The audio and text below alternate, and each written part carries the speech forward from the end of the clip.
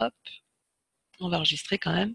Voilà, donc là, vous voyez, je vous montre David Venin, parce que David, c'était un des derniers conférenciers avec lesquels on a travaillé en webinaire. Donc, vous le voyez ici au Forum de l'entrepreneur. Là, vous me voyez moi au Forum national du Project Management Institute, le fameux PMI. Donc, vous voyez, c'est une grande salle. Il y avait 1700 places et on devait être à peu près 800, je crois, ce jour-là. Ok, donc ça, c'est un peu ce que j'ai fait dans ma carrière. Donc, j'ai voyagé pas mal. Et aujourd'hui, nous sommes en relation toutes les deux avec Véro ce matin. Donc Véro, si tu veux bien dire quelques mots et nous expliquer un petit peu comment ça va se passer concrètement. Bonjour à tous. Ce qu'on va faire aujourd'hui, c'est qu'on va vous donner pas mal de pépites. Christine va être généreuse comme d'habitude sur les informations qu'elle va vous donner. Il y aura une session questions-réponses. Et puis après, on vous donnera peut-être des informations sur ce qu'on fait, notre activité, les formations qu'on organise. Moi, ça fait 7 ans que j'ai rejoint l'équipe de Christine déjà. On ne voit pas le temps passer. Avant, j'étais responsable de congrès. Je réservais des conférenciers, je les programmais et j'étais la cliente de Christine. Donc, j'avais embauché Christine et puis finalement, c'est elle qui m'a embauchée. Voilà. Voilà, cool. Bon, alors il y a une petite nouvelle qui nous a rejoint il y a déjà plus d'un an maintenant. Hein. C'est vrai que ça fait le temps passe. Hein. C'est Aurélia, donc c'est elle que vous allez probablement avoir si vous avez des relations avec nous au-delà de ce webinaire. Donc Aurélia Méli qui habite maintenant le Canet. Donc nous sommes toutes les trois du Sud là. On est toutes proches l'une de l'autre. Alors, comment ça va se passer? Vous pouvez poser vos questions dans le Q&R. Donc, vous avez un espace Q&R dans le webinaire et vous avez également un espace chat. Donc, l'espace Q&R, c'est pour poser des questions techniques, hein, des questions techniques sur, par exemple, des questions que vous vous posez sur devenir un conférencier, qu'est-ce qu'il faut faire, enfin voilà, tout ce que vous aurez comme question, on y répondra dans l'espace Q&R, donc questions et réponses. Et puis, pour partager vos ressentis, vous pouvez aller dans l'espace converser, donc dans l'espace chat. Hein. Donc là, je vois l'espace chat, donc je vois plein de gens qui sont connectés. Maurice, Jessica, donc JC, on n'a pas vraiment les prénoms, ce serait bien si vous pouviez les mettre en entier. Denis, Pierre, Jessica, Caban, bon, voilà, extraordinaire, donc bravo à tous d'être là. Et donc, dans le chat, vous pouvez échanger vos ressentis. Alors, nous allons voir comment débuter les conférences pour augmenter largement l'impact et surtout savoir quoi faire de vos mains. Ah, j'ai Véronique qui vient me chercher là. Tu peux. Ouais, ben j'ai du mal à la régler ma caméra, c'est pas évident. J'arrive pas à la régler. C'est la caméra de l'autre ordi, donc voilà, c'est encore pire qu'avant.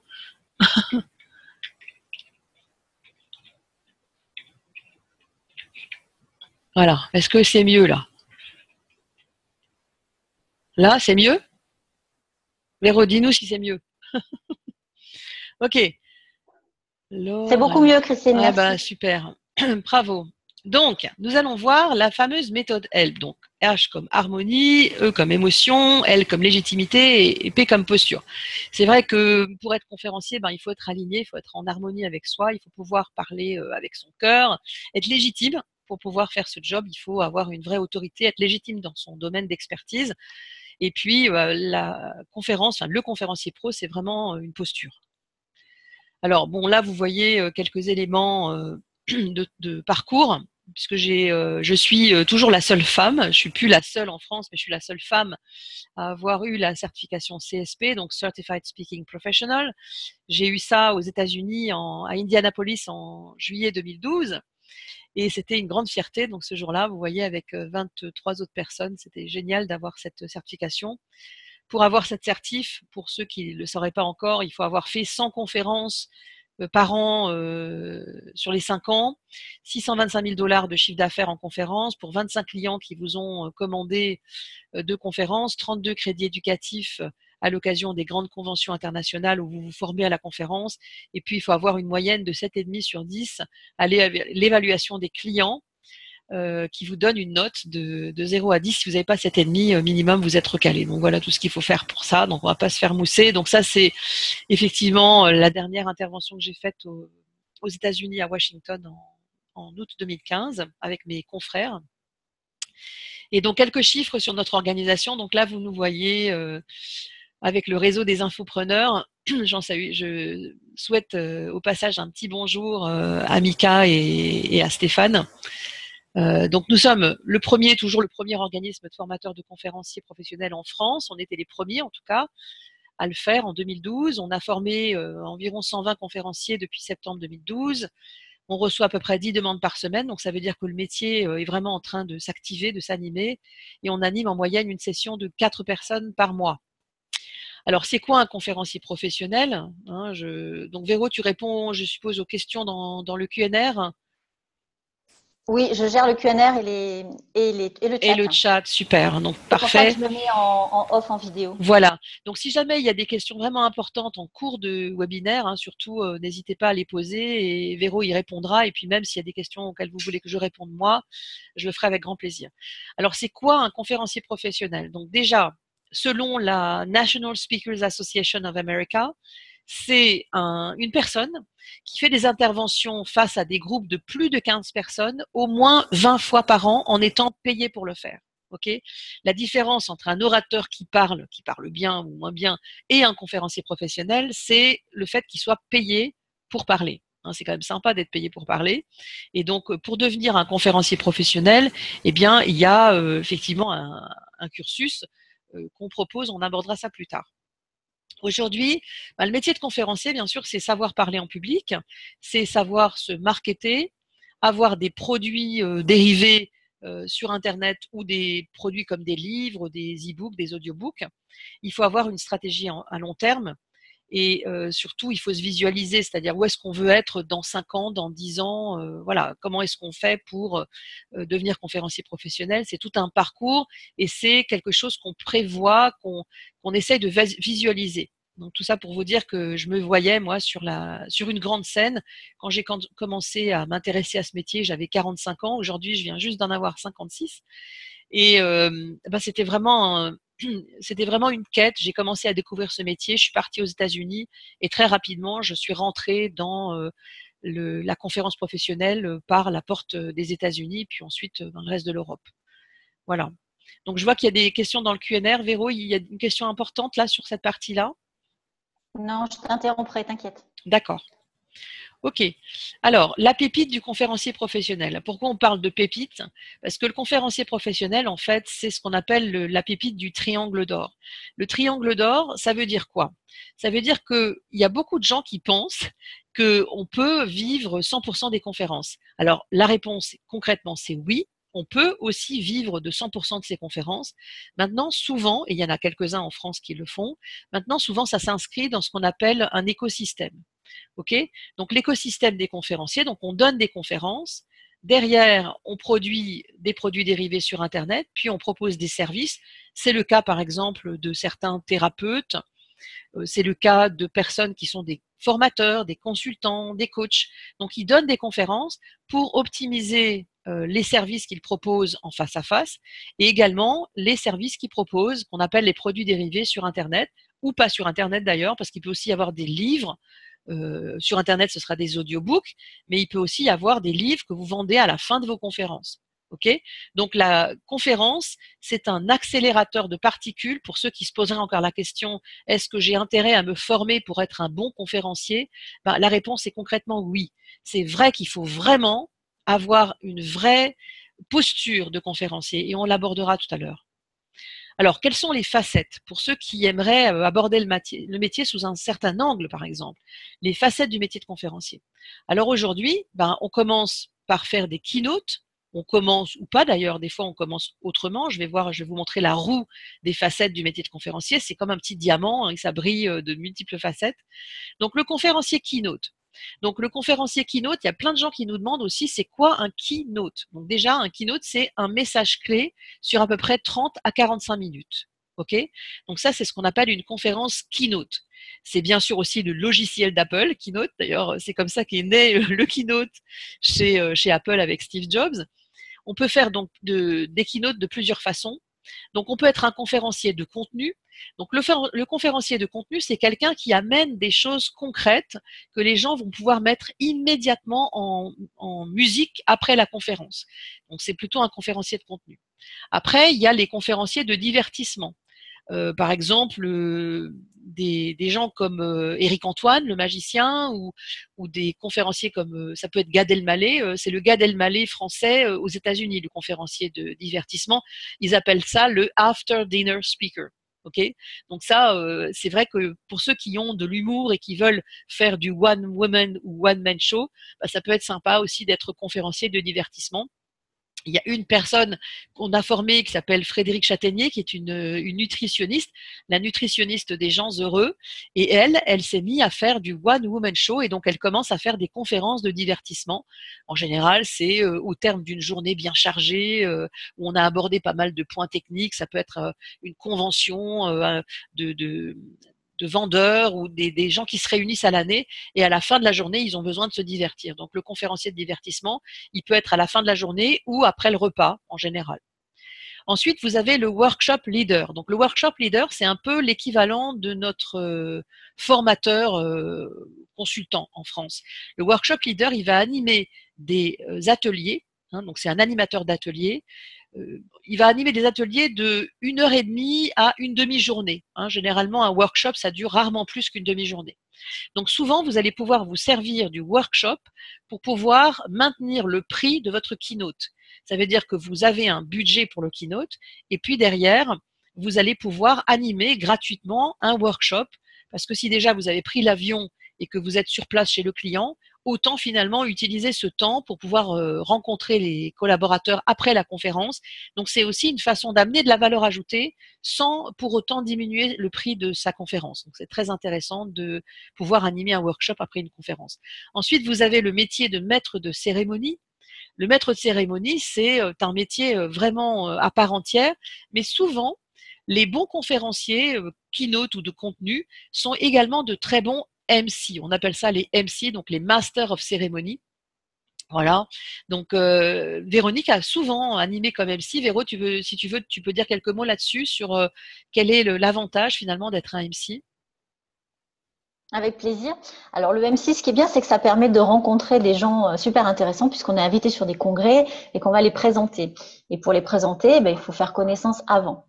Voilà, donc et puis ça permet aussi d'avoir une autre posture puisque c'est nous qui allons mettre en valeur les autres, alors que quand on est conférencier, on est un petit peu mis en valeur par les autres. Donc on inverse un peu la tendance et c'est super intéressant de le faire.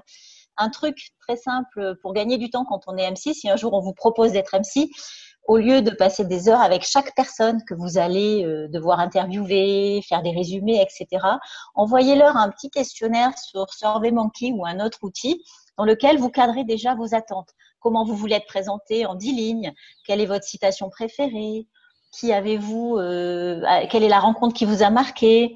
Enfin, des questions comme ça qui vont vous permettre déjà de cadrer la façon dont vous allez présenter les autres. Et ensuite, rien ne vous empêche d'avoir une courte interview avec eux d'une dizaine, 15 minutes, mais vous aurez déjà économisé beaucoup de temps. Parce que le métier de MC, quand on est MC, on est moins bien payé que quand on est conférencier et on a beaucoup plus de boulot.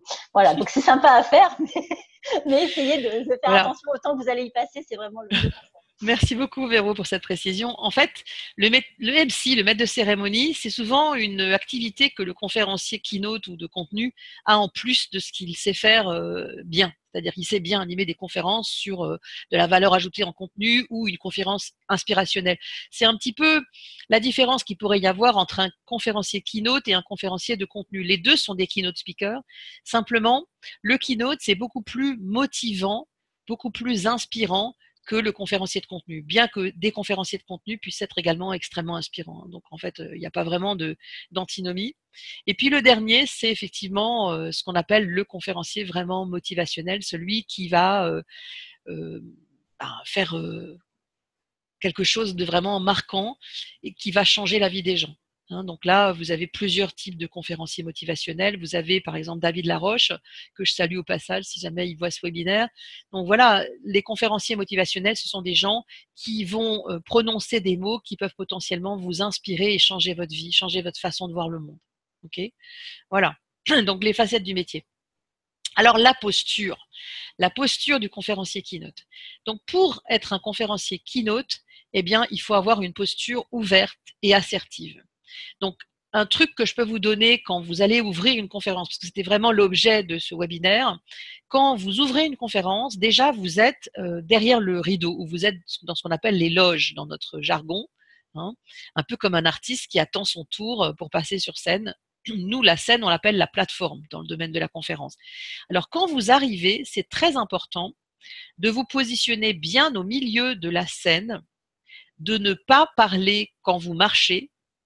Pendant que vous allez occuper la place du milieu sur la plateforme, vous ne devez pas parler.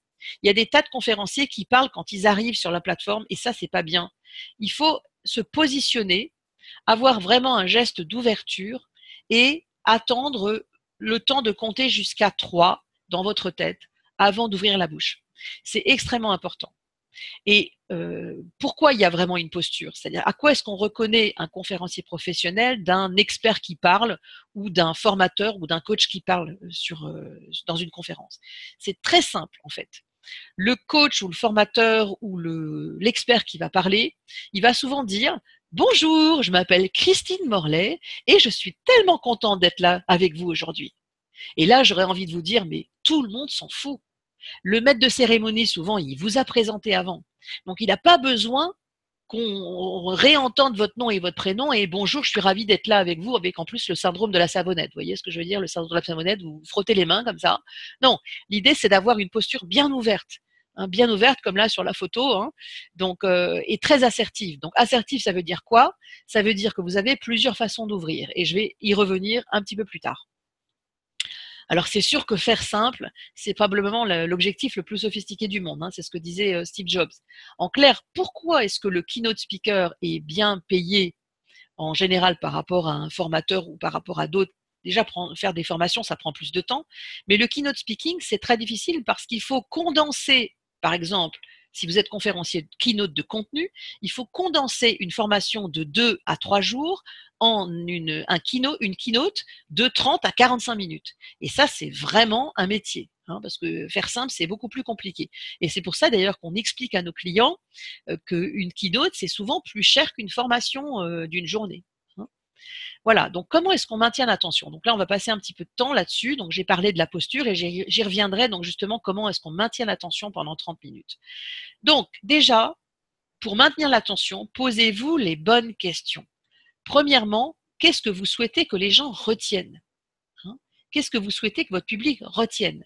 Si vous êtes un conférencier motivationnel et si vous êtes un conférencier de contenu, qu'est-ce que vous voulez que les gens retiennent à la fin des 30 ou 45 minutes durant lesquelles vous allez parler? Ensuite, qu'est-ce que vous souhaitez qu'ils ressentent? Qu'est-ce que vous souhaitez qu'ils ressentent? Et qu'est-ce que vous souhaitez qu'ils fassent? Donc, qu'est-ce que vous souhaitez qu'ils ressentent? Ça veut dire que quelle est l'expérience émotionnelle que vous allez leur faire vivre? Puisque les gens, et j'ai encore publié un post hier ou avant-hier là-dessus quand j'étais à Budapest, parce que j'ai participé à la Convention internationale des organisateurs de conférences internationaux, eh bien, j'ai vu des conférenciers qui parlaient bien, mais finalement, une fois qu'ils ont terminé de parler, eh bien, on n'a pas vécu d'expérience. Donc, posez-vous toujours la question, quelle est l'expérience que vous voulez leur faire vivre? Donc, si vous êtes, par exemple, sur des thèmes de communication ou des thèmes de network, eh bien, vous pouvez leur faire vivre une expérience. Récemment, lors d'une intervention chez Bouygues Bâtiment, eh bien, je leur ai fait vivre une expérience où je leur ai fait gonfler des ballons de couleurs différentes. Ils ont pu jouer avec les ballons et ils ont pu être inspirés par rapport au message de base, au message à la keynote, entre guillemets, vraiment au message clé, ce que je voulais qu'ils retiennent. Ce que je voulais qu'ils retiennent, en clair, c'était qu'on ne voit pas le monde avec la même paire de lunettes sur le nez. Et ce que je voulais qu'ils ressentent, c'est justement l'adéquation qu'il pouvait y avoir entre les couleurs, les différentes couleurs qu'on peut avoir dans la tête, et puis, quelque part, le vécu qu'on peut avoir avec. Et ça leur a permis de retenir. Donc, souvent, ça passe par le ressenti. Les gens ils vont oublier potentiellement tout ce que vous leur avez dit ou une bonne partie de ce que vous leur avez dit, mais ils n'oublieront jamais, jamais ce que vous leur avez fait ressentir. Donc c'est très important là-dessus. Véronique, tu veux intervenir? Eh oui. Et le ressenti peut s'exprimer donc par une expérience qu'on va leur faire vivre, c'est-à-dire un exercice par exemple, et par les histoires, puisque les histoires vont vous permettre de faire ressentir plein de choses. Là, je vois qu'il y a une personne que je connais bien dans ce webinaire qui n'était jamais venue, qui s'appelle Jessie. Jessie, elle a une histoire qui est fantastique. Et lorsqu'elle la raconte, elle défend une cause pour les enfants malades. Et lorsqu'elle la raconte, je peux vous dire qu'elle vous prend aux tripes et on ressent vraiment les choses. Et on n'a qu'une envie, c'est d'aider sa fondation et d'aider cette cause pour avancer. Donc, c'est important les histoires. C'est tout ce que je voulais dire. Jessie, est-ce que tu es derrière une caméra? Parce que si jamais je te trouve, c'est Jessica, c'est ça? C'est ça. Jessica. Alors Jessica, on va te nommer conférencière juste pour un moment si tu as une petite caméra et tu vas pouvoir partager des choses avec nous. Voilà, Jessie. Voilà, si tu veux, tu peux allumer ta caméra. Hop. Et ton son, Jessica, la caméra est annulée. Jessica, voilà Jessica. Donc tu peux partager avec nous. Est-ce que le son est activé? Je pense. Voilà, super. Voilà, Jessie, donc merci d'être avec nous. Donc voilà, c'est l'avantage de Zoom, c'est qu'on peut donner la parole et faire en sorte que les gens soient actifs. Donc, est-ce que tu veux partager ton expérience avec nous, Jessie? Eh bien, avec Véro, on se connaît depuis un certain temps. Avant, j'étais une maman ordinaire qui travaillait de façon aussi ordinaire. Et puis un jour, je suis tombée enceinte d'un petit miracle de 2 petites filles qui sont nées un petit peu trop tôt, dont une petite fille avec une maladie cardiaque assez grave. On a passé plusieurs années à faire des allers-retours à l'hôpital. Et puis, on a rencontré avec mon mari beaucoup de familles, beaucoup d'enfants, beaucoup de parents, de grands-parents aussi. Et puis, on a monté une association pour notre fille. Puis, on s'est dit, pourquoi ne pas aider d'autres personnes on a les possibilités financières parce on avait levé pas mal de fonds. On a les possibilités financières d'aider d'autres familles. Alors, faisons-le. D'accord. Nous a quittés donc typiquement Jessica, donc là hop, je vais arrêter ta vidéo pour pas manger trop de bande passante. Donc merci beaucoup pour ce beau témoignage. Donc typiquement Jessica, c'est typiquement le genre de personne qui peut faire des conférences keynote, donc des keynotes inspirationnelles. Pourquoi? Parce que son histoire va inspirer des centaines de milliers de personnes qui ont potentiellement pu vivre la même chose. Donc voilà, donc Jessie, j'arrête ta vidéo, donc tu es toujours avec nous, mais je coupe la vidéo, ok? Voilà. Donc, alors continuons. Donc, qu'est-ce que vous souhaitez qu'il fasse? En fait, ça s'appelle l'appel à l'action. En fait, souvent, les gens parlent, ils parlent pendant 30 minutes, 45 minutes, et à la fin, il n'y a pas d'appel à l'action. Donc, l'appel à l'action, c'est extrêmement important dans une keynote. Comme dans une conférence de contenu, une keynote de contenu, on va vraiment souhaiter dire aux gens ce qu'on veut qu'ils fassent. Okay, et donc, par rapport à ce qu'on souhaite qu'ils fassent, eh bien, c'est très important de pouvoir leur dire, ben voilà, à partir de maintenant, vous allez faire ceci, cela. Par exemple, dans ma keynote sur pourquoi les bons négociateurs obtiennent tout ce qu'ils désirent, je leur dis à la fin, à partir de maintenant, plus jamais de concessions sans obtenir de contrepartie. Donc, vous voyez, vous leur dites vraiment ce que vous souhaitez qu'ils fassent à la fin. Donc, c'est très important. Donc, on se résume. Donc, qu'est-ce qu'on veut qu'ils retiennent? Donc, un point clé de votre keynote. Donc, qu'est-ce qu'on vous souhaitez qu'ils fassent et qu'ils ressentent et qu'ils fassent. Okay. Donc, ensuite, identifiez votre message clé. Donc, pour pouvoir vraiment capter l'attention pendant 30 minutes, il faut bien sûr lister d'abord tous ces messages. Donc, ce que je vous conseille, et ça c'est très concret, vous prenez un petit bloc de post-it et vous écrivez un message par post-it.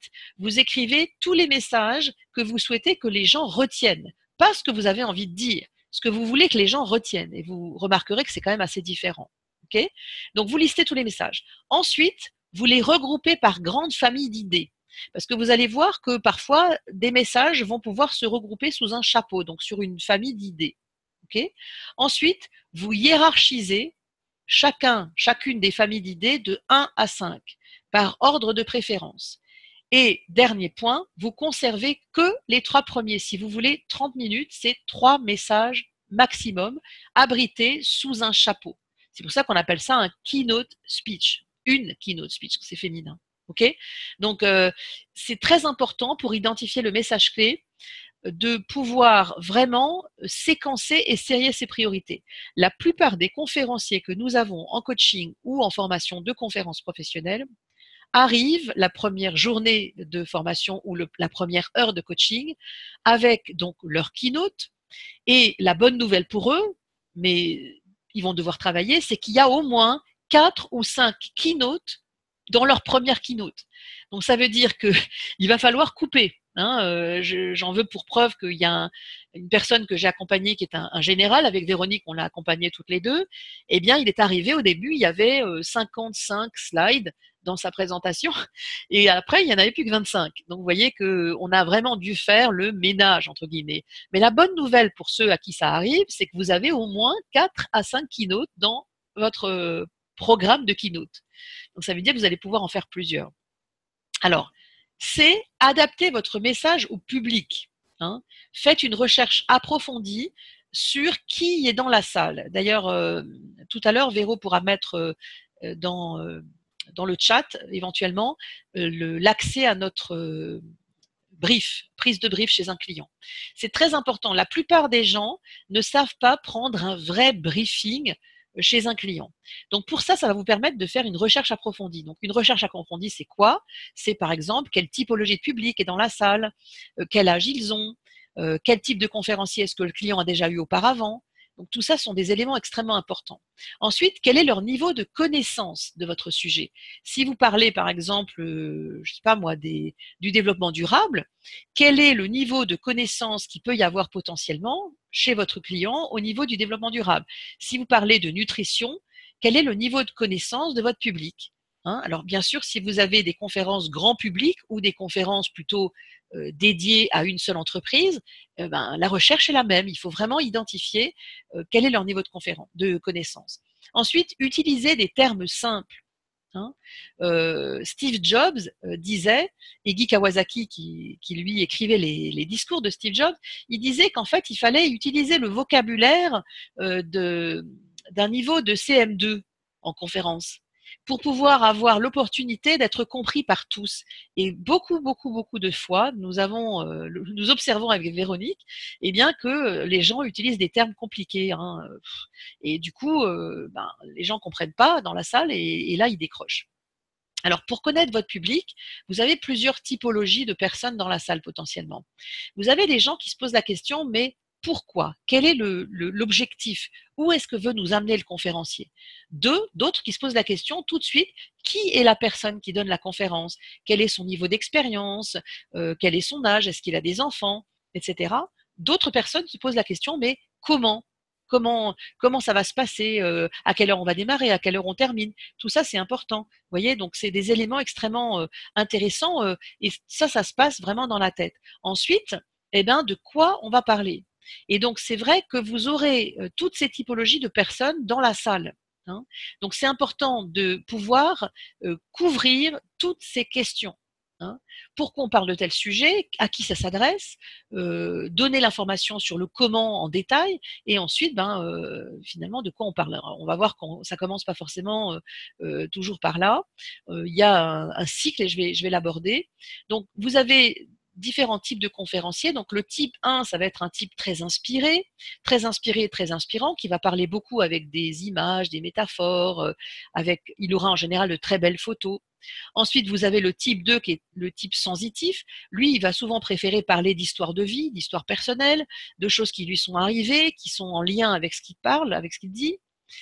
Vous avez le type ordonné. Donc, le type ordonné, c'est celui qui va avoir prévu tout son discours, il va avoir rédigé tout son discours à l'avance, il va il va passer par petit 1, petit 2, paragraphe 3, alinéa 4, page 5. Vous voyez, c'est vraiment quelqu'un qui va être beaucoup et très généreux dans les détails. Et puis ensuite, vous avez le type 4 qui est le précis, celui qui vraiment aborde les points de façon extrêmement précise. Et vous allez voir que finalement, dans une conférence, et là, je m'apprête à vous révéler une vraie pépite aussi, ceux qui ont été avec nous jusqu'à présent, qui ont déjà suivi la formation, je sais que parmi les participants à ce webinaire, il y a des gens qui ont déjà fait la formation, donc vous allez reconnaître ça. Donc vous allez d'abord passer par le sensitif, vous allez d'abord faire une intro forte. Vous allez donner de l'émotion à votre public. Et on va voir tout à l'heure, dans un moment, comment on peut ouvrir justement, parce que c'était l'objet aussi de ce webinaire, c'est comment ouvrir une conférence et comment l'ouvrir de façon émotionnelle. Ensuite, vous allez lui donner le plan de votre intervention, le sommaire. Hein. Par exemple, vous allez lui dire, ben voilà, je suis venu partager avec vous 3 points, point 1, point 2, point 3. Hein. Vous pouvez le dire sous cette forme-là. Okay. Ensuite, vous allez expliquer chaque élément avec des détails. Hein. Et puis, vous allez les illustrer pour terminer en 5 par une conclusion forte. Donc ça, c'est vraiment intéressant comme protocole, si vous voulez, pour ne pas louper, pour ne pas laisser des gens au bord de la route, entre guillemets. Vous voyez, vous vous souvenez des différents profils. On retrouve les profils. Hein. Donc ici, on a les gens qui se posent la question pourquoi. Donc ce sont des gens qui veulent avoir des projections dans l'avenir, qui veulent pouvoir se projeter. Hein. Ensuite, ici, vous avez effectivement les gens qui sont dans le ressenti, qui veulent pouvoir ressentir quelque chose. Ici, ce sont des gens qui ont besoin du comment, ils ont besoin d'explications, ils ont besoin de faits concrets. Et ici, vous avez des gens qui veulent avoir le bénéfice. C'est pour ça qu'il faut tout de suite, dès que vous avez ouvert de façon émotive, émotionnelle, il faut tout de suite leur donner votre plan. Okay. Et puis en 5, on reboucle ici dans l'émotionnel avec une conclusion marquante et forte. D'accord? Donc, rythmer les propos. Donc ça, c'est également une façon de maintenir l'attention pendant 30 minutes au moins. Connaissez votre intro par cœur. Hein. Souvent, le problème, c'est que les gens partent dans tous les sens et surtout, ils ne connaissent pas les 3 premières minutes de leur intervention par cœur. Ceux qui connaissent vraiment le métier de conférencier pro, ils savent que le cerveau, il va vous mettre sous stress pendant les 3 premières minutes de votre intervention. Donc, il faut absolument connaître par cœur votre intro, les transitions, donc la transition depuis l'intro vers la promesse. Hein. Donc, si on remarque, si on retourne ici, vous voyez, par exemple, vous avez l'intro. Ensuite, vous devez la connaître par cœur. Ensuite, vous devez avoir une transition ici entre l'intro et la promesse.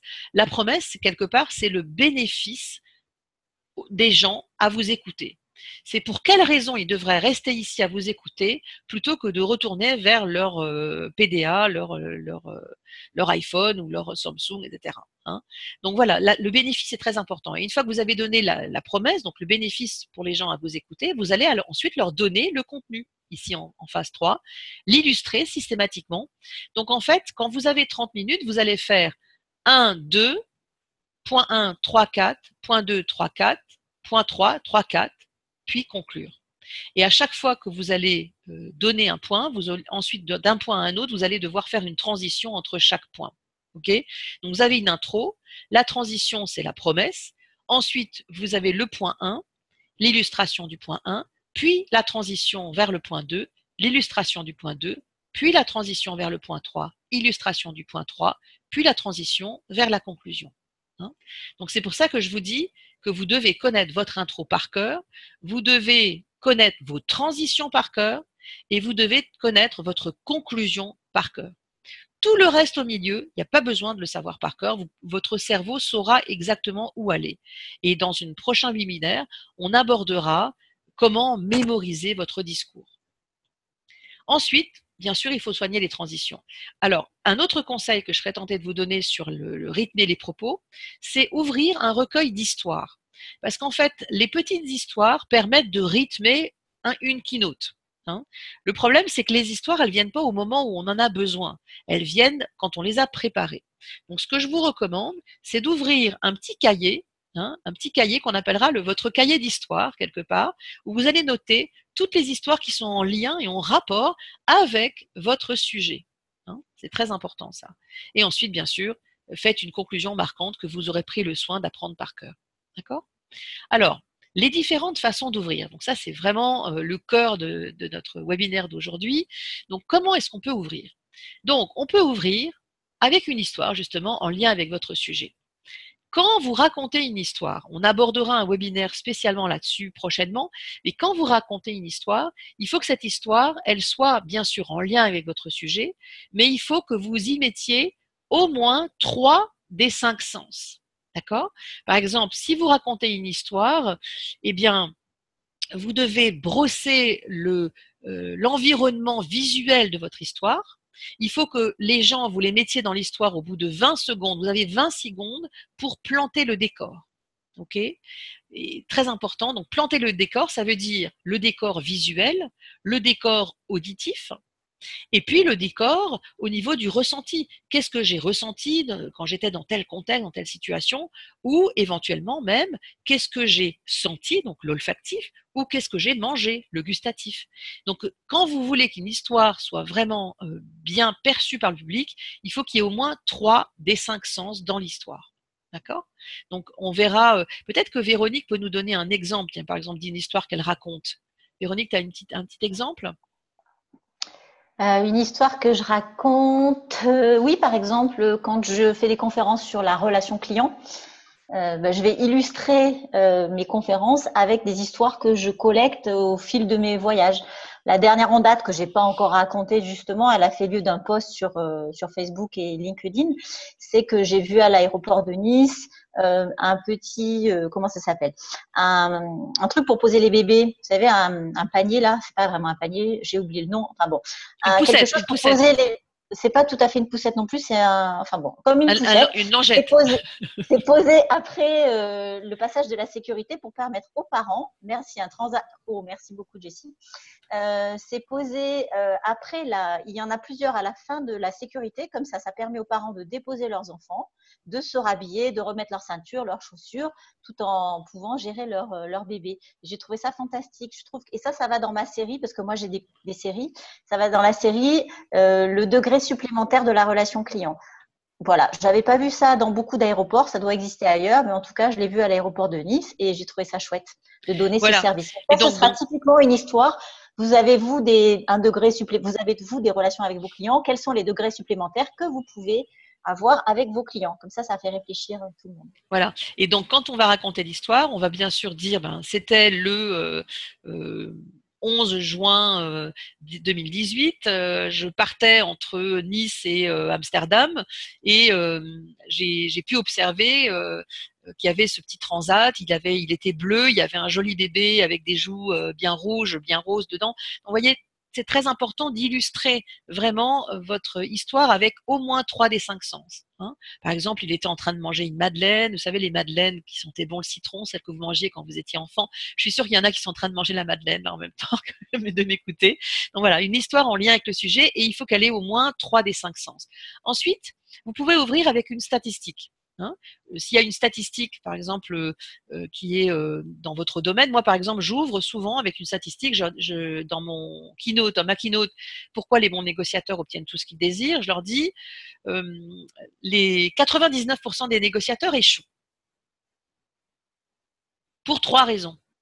Premièrement, parce qu'ils ne savent pas ce qu'ils veulent. Deuxièmement, parce qu'ils n'osent pas demander.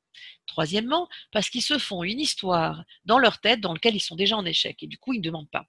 Donc, vous voyez, donc j'ouvre avec une statistique et j'enchaîne tout de suite avec des points clés que je vais aborder ensuite dans ma keynote. D'accord ? Ensuite, vous pouvez aussi évoquer un fait marquant. Ou vous pouvez aussi prendre une citation inspirante. Hein, par exemple, vous pouvez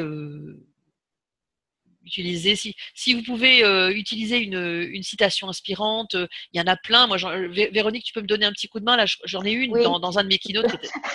Ouais, par exemple, Fanny Walter, quand elle ouvre, elle dit qu'ils ne savaient pas que c'était impossible, alors ils l'ont fait. C'est Mark Twain qui dit ça. Voilà. Il y a plein de citations en fait, les citations de Nelson Mandela, les citations de Simone Veil qui vient. C'est ça, il y en a tout plein. Ça, on peut les utiliser si elles sont directement en lien avec ce qu'on va raconter après. C'est-à-dire que d'une citation ou d'une histoire, on doit en tirer un message clé, un point clé. Sinon, c'est déconnecté du sujet et on ne donne pas des histoires ou des citations pour se faire plaisir. On les donne parce qu'elles sont directement liées à la suite de ce qu'on va dire. Claire, tout à fait. Donc, la citation inspirante, c'est extrêmement intéressant et c'est très important d'en mettre dans vos propos. Ensuite, vous pouvez démarrer avec un joke. Hein. Alors, ça, c'est à manier avec prudence. Hein. C'est seulement si vous êtes vraiment à l'aise avec l'histoire et que vous avez pu constater qu'elle fait vraiment rire les gens. Hein, parce que il y a des personnes qui se lancent dans l'humour et qui n'ont pas l'habitude de faire de l'humour et tout d'un coup, ça tombe à plat. Et là, il n'y a rien de pire pour démarrer. Hein. Donc, pour ouvrir une keynote, eh bien, vous voyez, vous avez 5 façons de démarrer. Voilà, donc selon aussi le type de public qu'il y a dans la salle. Par exemple, si vous avez un public de banquiers ou d'ingénieurs, peut-être qu'un fait, une statistique en lien avec le sujet serait intéressant. Maintenant, ça peut être aussi une histoire qui est en lien avec le sujet que vous allez évoquer. Hein. Alors ensuite, comment est-ce qu'on utilise son corps, hein, et qu'est-ce qu'on peut faire de ses mains? Parce que ça, c'est vraiment un truc, voilà. C'était une des promesses aussi de ce webinaire. Bon. J'avais peut-être une idée, Christine, s'il y en a certains qui veulent partager de la façon dont dans le chat, si vous voulez bien écrire peut-être les premiers mots que vous dites lorsque vous commencez à intervenir, si jamais c'est une statistique ou une citation ou une histoire, si vous voulez bien les partager, ce serait sympa de les voir, comme ça on pourra rebondir dessus. Ah oui, c'est une bonne idée ça. Merci beaucoup Véronique. Voilà. Donc qu'est-ce que vous avez donc parmi ces 5 façons de démarrer, qu'est-ce que vous avez déjà fait ou qu'est-ce que vous préféreriez faire si vous étiez en conférence face à plusieurs centaines de personnes comme les photos qu'on vous a montrées tout à l'heure? Est-ce que vous préféreriez démarrer avec une histoire, une statistique, un fait, une citation inspirante ou un joke? Mettez dans le chat comment vous aimez démarrer. Alors je vais regarder dans le chat. Alors, en général, j'utilise une statistique. Très bien, Gwenaël. Hop.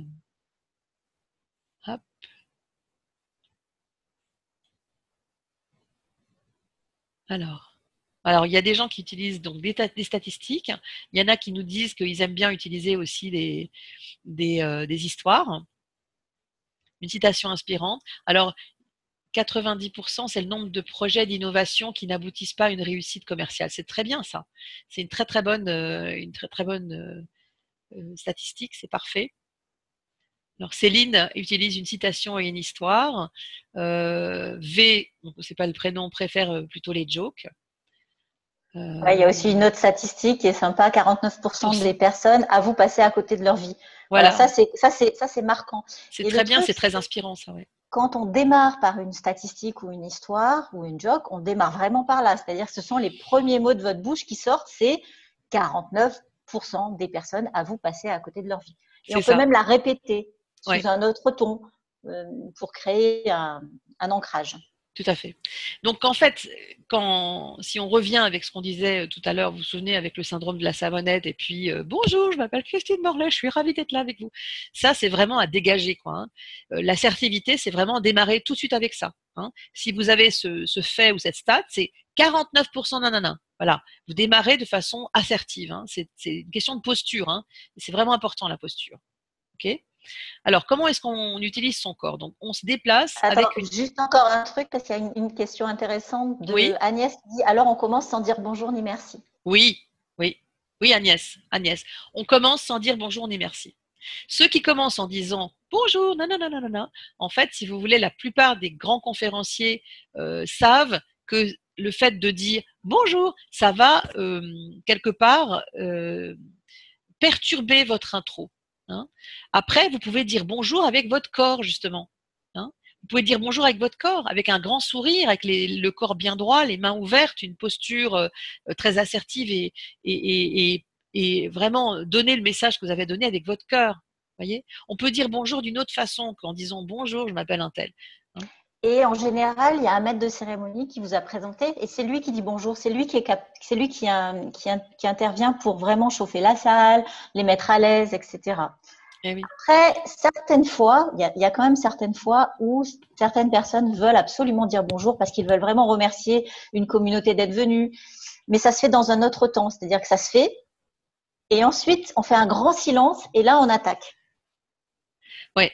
L'important, c'est qu'il y ait vraiment une différence de temps, de timing entre le bonjour et votre point que vous allez démarrer, enfin votre accroche, vous voyez.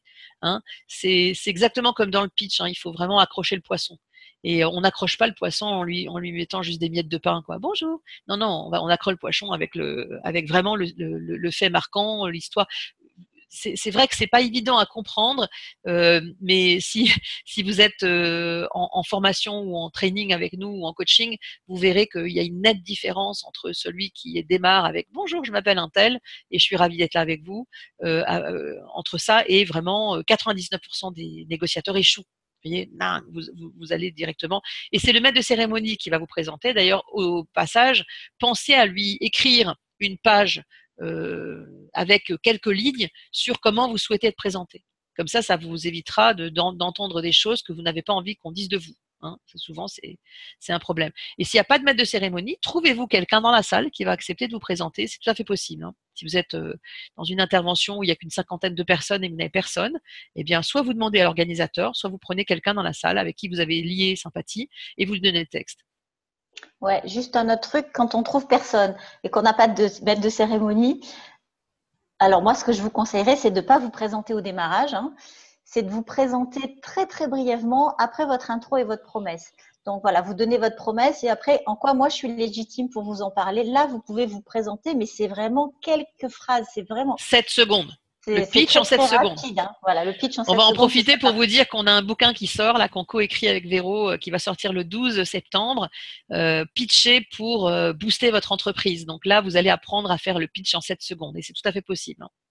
Ok, donc on abordera ça dans un autre webinaire. Ok, donc qu'est-ce qu'on fait avec son corps et avec ses mains? Donc, on se déplace avec une intention. Donc, au départ, on se met au centre pour ouvrir une conférence. Très important. Quand vous ouvrez une conf, vous arrivez, vous marchez, vous vous positionnez, vous attendez au moins 3 secondes avant d'ouvrir la bouche. Et là, vous êtes au milieu et vous ouvrez la conf avec les bras grands ouverts. Un geste d'ouverture. Et si vous n'êtes pas à l'aise avec le geste d'ouverture, vous laissez les bras le long du corps, mais en position ouverte. Hein? Ok. Ensuite, à droite pour marquer un point technique. Ok, à droite pour marquer un point technique, à gauche pour marquer une émotion, une information émotionnelle. Faites un pas en avant pour marquer les esprits. Hein, par exemple, si vous avez quelque chose que vous voulez vraiment ancrer, un message que vous voulez vraiment ancrer, ou une répétition de votre message, vous pouvez faire un pas en avant pour marquer les esprits, pour marquer votre public. Okay. L'important, c'est de se déplacer avec une intention. Hein, parce qu'il y a beaucoup de gens qui masquent leur stress en se déplaçant comme, vous savez, comme des ébulons de droite à gauche, de gauche à droite. Hein. Voilà. Donc ça, c'était, vous voyez, une conférence à l'IAE de Nice, donc le 26 janvier 2018, avec un certain nombre d'autres confrères. Eh bien, vous voyez, les gestes sont extrêmement importants. Donc, vous allez en fait vous imaginez que vous êtes face à un public de malvoyants ou de malentendants. Donc, vous allez devoir donner de l'emphase gestuelle pour que les gens qui sont, on va dire, malentendants puissent comprendre ou malvoyants puissent comprendre ce que vous faites, ce que vous dites, sans exagérer, sans faire le perroquet et mimer exactement tout ce que vous dites. Hein. Mais c'est extrêmement important d'associer des gestes à votre propos.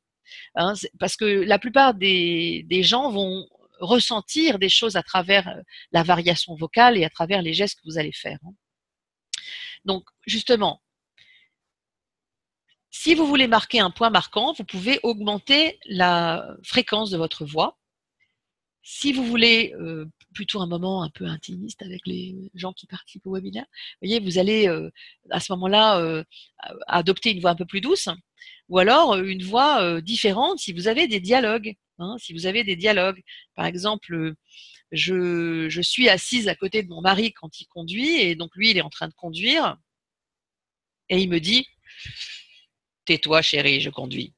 Donc, vous voyez, en fait, vous devez changer la nature, la fréquence de votre voix quand vous êtes dans le dialogue. Donc, dès qu'il y a des dialogues dans votre keynote, l'important, c'est de marquer la différence, justement, vocale. Donc, pour pouvoir vraiment marquer les esprits. Alors, où est-ce qu'on met ses mains? Donc, justement, les bras ouverts au début, éloignés des côtes le plus possible. D'accord? Donc là, je vais vous faire peut-être rire, mais je me souviens d'un de mes mentors qui est toujours encore un coach pour moi, qui disait il faut arrêter le syndrome T-Rex. Vous voyez les T-Rex, ces petites bestioles comme ça, enfin plutôt les grosses bestioles avec les mains comme ça collées ici aux côtes. Hein. Donc il faut élargir. Vous voyez, même si vous avez les mains le long du corps, vous devez avoir au moins 10 cm entre ici le coude et les côtes. Donc c'est pas évident.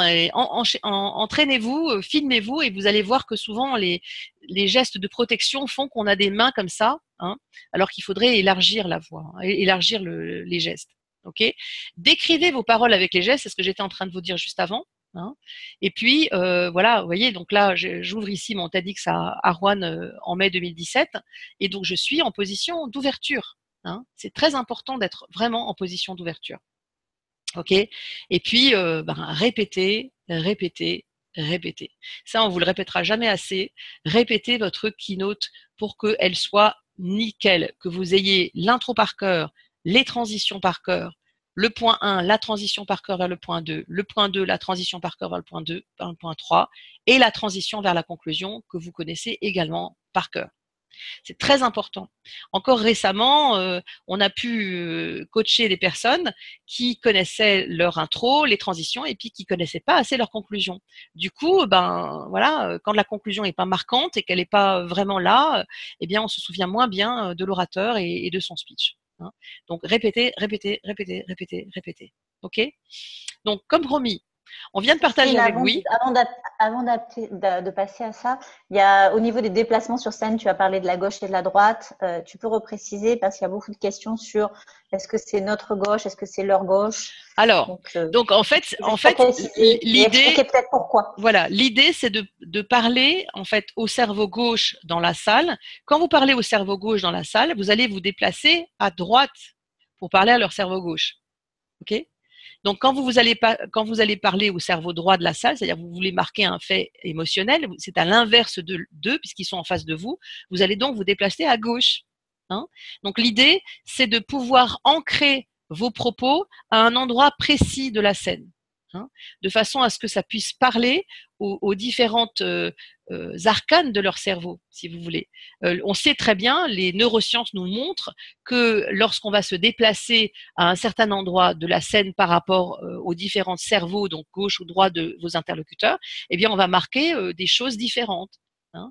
Donc, si vous avez vraiment envie de marquer un point et d'être très intimiste avec les spectateurs, eh bien, vous allez faire un pas en avant et vous allez adopter le ton de la confidence ou le ton intime, comme ça. Hein. Voilà. Est-ce que ça répond aux questions? Oui, merci. Voilà. Donc, on a vu, comme promis avec vous, les facettes du métier, la posture. Hein, donc, la posture, vous avez maintenant compris c'est quoi la posture. Comment maintenir l'attention. Comment utiliser donc le corps et savoir quoi faire de ses mains. Alors maintenant, j'aimerais vous… Oui. J'aimerais répondre aux questions. Est-ce que tu peux juste remontrer le slide précédent? J'ai une personne qui s'appelle Anne. Je pense que c'était… Je ne sais pas. C'est lequel, Anne, que vous vouliez voir? Sur quoi?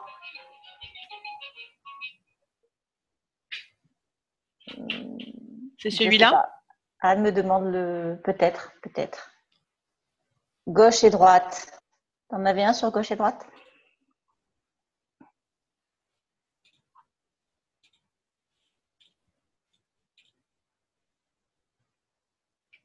Non, je ne sais plus où Non. Bon, écoute, posez-nous une question précise, Anne, comme ça on pourra y répondre.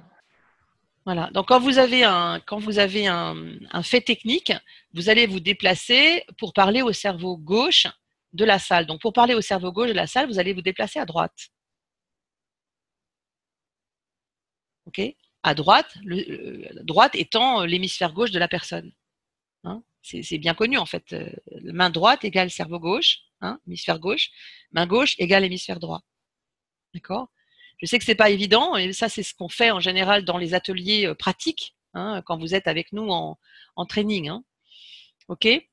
Donc, alors, est-ce qu'il y a des questions déjà avant d'aborder peut-être qu'est-ce que c'est que la méthode HELP et comment est-ce qu'on peut… alors voilà, j'aimerais savoir dans le chat, dites-nous si vous avez envie d'en savoir un peu plus sur notre méthode et sur la façon avec laquelle on travaille. Est-ce qu'on a un grand oui là-dessus?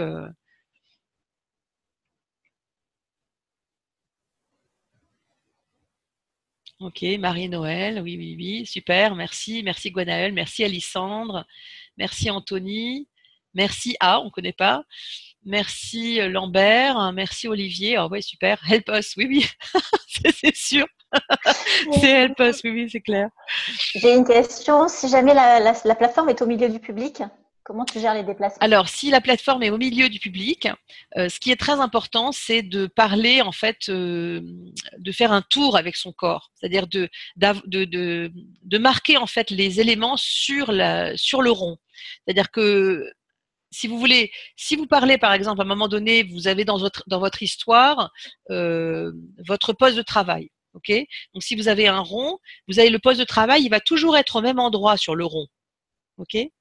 Si maintenant vous allez parler d'une personne en particulier et que c'est toujours la même personne sur laquelle vous revenez, dont vous reparlez dans votre keynote, il faut qu'elle soit au même endroit à chaque fois.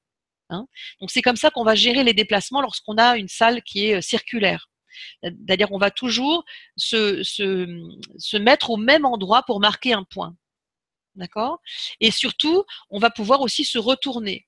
Hein, sachant qu'en général, les salles circulaires comme dans un cirque, il y a toujours en général au moins l'équivalent d'un petit morceau qui correspond à la scène. Donc ça veut dire que votre circonférence, elle va être beaucoup plus large. Vous allez devoir vous tourner beaucoup plus comme ça, vous voyez, si vous parlez en rond.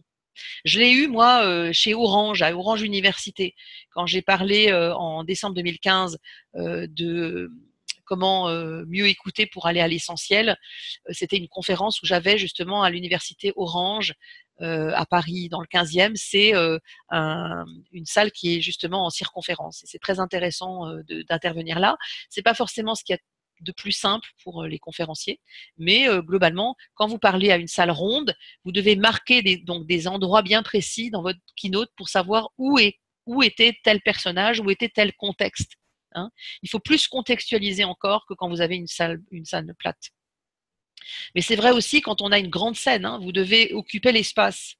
Donc il faut pas faire le ciseau d'aller d'avant en arrière, mais aller se déplacer d'avant ou à droite ou à gauche de la scène selon l'intention que vous avez. Est-ce que vous avez l'intention de marquer un fait technique? Est-ce que vous avez l'intention plutôt de parler au cœur des gens? Ou est-ce que vous avez l'intention de rentrer dans un dialogue un peu intime avec la personne, avec les gens, et donc à ce moment-là, vous vous rapprochez, vous mettez au centre, et vous allez parler de façon intimiste. Et lorsqu'on raconte une histoire, comme on bouge pour illustrer l'histoire, ce sont des moments où on est très vivant sur scène. Et ensuite, quand on donne son point clé, on est plus statique, vraiment vers la scène, quoi. C'est vraiment devenu vers la scène, alors que quand on raconte l'histoire, on va se déplacer, on va bouger, on va la vivre. Donc, il y a plein de moments où on a une intention de se déplacer parce que le déplacement va illustrer un mouvement, et puis d'autres fois où on est plutôt statique. J'avais la question donc c'est pour ça que j'ai répondu. Ah, Caban doit nous quitter. Désolé, va très vite. Hein, Caban, désolé pour de devoir nous quitter, mais c'est pas grave. Vous pourrez avoir accès au replay. Voilà. Donc on a eu une majorité de oui, je crois, dans le chat pour en savoir un peu plus sur c'est quoi la méthode HELP. Donc déjà dans HELP, il y a harmonie. Hein, donc il y a harmonie, donc être en harmonie avec soi. Le E, c'est savoir donner de l'émotion. Le L, c'est être légitime. Et le P, c'est avoir vraiment une posture. D'accord? Donc c'est super important de toutes ces étapes, on va les aborder en fait dans notre coaching ou dans notre formation. On va vous apprendre à être en harmonie avec vous-même. On va vous apprendre à libérer vos émotions parce que des fois, on n'a pas toujours l'occasion finalement de libérer ses émotions et surtout, on ne sait pas comment le faire. Eh bien, on vous montrera aussi comment obtenir plus de légitimité. Mais au départ, si vous êtes un expert ou si vous avez vraiment un sujet sur lequel vous avez vraiment une autorité, eh bien, vous avez déjà une légitimité. Hein. Sauf que des fois, on va dire que 80% des gens qui viennent nous voir souffrent de ce qu'on appelle le syndrome de l'imposteur, c'est-à-dire qu'ils n'ont pas assez confiance en eux. Donc, on va beaucoup travailler aussi sur la confiance et ça va se faire à travers la posture. Okay. Alors, pour rentrer dans la méthode HELP, pour être éligible à la formation, hein, c'est Maître Yoda, eh bien, il y a des règles d'acceptation. Hein, en tout cas, on a mis des règles d'acceptation, c'est-à-dire que cette formation, elle n'est pas éligible pour tout le monde. Tout le monde ne peut pas devenir un conférencier professionnel. Effectivement, je pense qu'il faut être honnête avec les gens. Il faut pouvoir leur dire que, eh bien, oui, ils sont légitimes, ou alors non. Il faudra qu'ils attendent un petit peu encore, d'avoir plus d'expertise, d'avoir. Des fois, on a beaucoup de gens très très jeunes qui viennent nous voir et qui veulent parler d'un sujet. Hein. Je ne parle pas des conférences motivationnelles, hein, je parle vraiment d'un conférencier de contenu. Eh bien, quand vous avez une vingtaine d'années, c'est pas forcément toujours évident d'être légitime sur le contenu qu'on donne. Donc, des fois, c'est pas toujours simple d'avoir la légitimité pour pouvoir en parler. Hein. Alors, d'abord, vous devez être un expert dans votre domaine. C'est très important. Hein. On va pouvoir, d'ailleurs, on va mesurer, on va avoir à l'occasion d'un entretien qu'on aura avec vous, On va dialoguer avec vous sur votre expertise vraiment. Vous allez pouvoir nous parler vraiment de vous, de votre expertise, de qui vous êtes. Hein. Ensuite, nous avons besoin que vous ayez un objectif clair, c'est-à-dire que vous ayez vraiment envie de réussir. Hein, parce que souvent, malheureusement, les gens, ils veulent et puis finalement, ils ne se donnent pas les moyens. Hein. Donc, c'est très important de vraiment savoir où vous voulez aller et d'avoir un objectif très précis, très clair. Ensuite, il faut que vous ayez vraiment envie de partager. Alors, par le partage, qu'est-ce que je veux dire? Je veux dire que par le partage, il faut que vous ayez absolument envie de partager sans limite. Vous voyez, nous, on vous donne tout ce qu'on sait. Hein, on donne dans nos webinaires, on en a fait plusieurs. On vous donne tout ce qu'on sait. On ne va pas faire de rétention d'informations. En fait, il faut pas vous dire oui, mais il y a des concurrents là dehors qui vont piquer mes idées. Non, si vous êtes dans cet état d'esprit-là, vous n'êtes pas dans le bon état d'esprit. Donc, c'est très important que vous soyez vraiment dans le partage, que vous ayez envie vraiment de parler aux gens et que vous ne vous censuriez pas sous prétexte qu'il y a des concurrents qui vont venir vous piquer vos idées. Et puis, il faut que vous soyez capable de vous engager. D'accord? Donc, pour nous, ce sont les 4 règles d'acceptation. C'est-à-dire que vous soyez un expert, que vous ayez vraiment un objectif très clair, que vous sachiez vraiment vous donner la mesure, que vous engagez vers cet objectif et que vous ayez vraiment envie de partager avec les autres. OK? Donc, pour ça, on vous garantit un résultat. Donc, le résultat que vous allez avoir, c'est découvrir vraiment les 3 mots-clés qui vont vous concerner et qui vont déclencher beaucoup plus de commandes. On a bien sûr des tonnes d'exemples. Je ne sais pas si Gabriel est encore avec nous parmi les personnes. Je vais aller voir. Gabriel, hop, est-ce qu'il est avec nous? Parce que sinon, il peut peut-être donner un petit témoignage.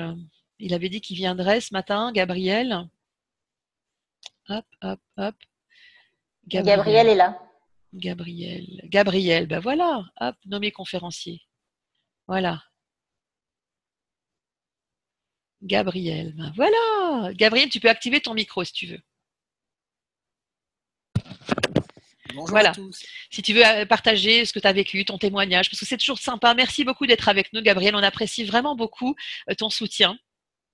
Mais c'est surtout moi qui apprécie le vôtre, parce que le métier de conférencier, je le démarre et avec petits pas menus, j'ai repris ce matin les mêmes conseils que tu m'as déjà prodigués, que vous m'avez déjà prodigués, mais ça fait du bien de les réentendre. Effectivement, dans la formation, c'est surtout une mise en situation et la posture sur la plateforme n'est plus du tout la même après 4-5 mois d'entraînement et puis suite à la formation que j'ai faite l'année dernière. C'est visible. Les gens qui me connaissaient me disent très clairement que j'ai pas du tout la même posture et j'ai une meilleure confiance en moi, en tout cas en termes de présence. Ouais, c'est clair. Ben, c'est sûr. Merci beaucoup, Gabriel, pour ce témoignage. C'est vraiment sympa. Donc, effectivement, est-ce que toi, tu as trouvé tes 3 mots-clés, justement, ceux qui te permettent d'aller plus près des gens et de recevoir potentiellement plus de gigs, de commandes? Mais écoute, j'y travaille. J'ai fait beaucoup de tests. J'ai pas encore l'expertise totale. J'ai mon expertise métier. J'ai les mêmes démarches que les 4 exigences qui avaient été définies avant de rentrer dans la formation. Mais c'est vrai que au niveau des mots-clés, il y a toujours le management, il y a toujours la notion de partage et il y a toujours la notion de bien-être et de bienveillance. C'est autour de ces 3 thèmes-là. Depuis, j'ai déposé une marque pour permettre l'identification et m'associer à cette marque-là. Donc, c'est manager autrement l'efficacité bienveillante. Et ça, je le duplique dans chaque conférence que je fais aujourd'hui. Très bien, bah super, super. Très bien. Donc, je vais désactiver Merci. de rien. Merci à toi, merci à toi. Je désactive la vidéo et voilà, super. Hop. Alors, donc, les 3 mots-clés, c'est aussi le travail sur votre marque. Hein, c'est-à-dire que c'est comment vous allez pouvoir identifier une marque de fabrique, hein, comme une jeune femme qu'on a accompagnée qui est révélatrice de bienveillance ou révélatrice de joie. C'est vraiment des tas de brands. Hein. S'il y en a quelques-uns qui te viennent à l'esprit, Véro, des brands qu'on a eu, on en a eu tellement et des magnifiques.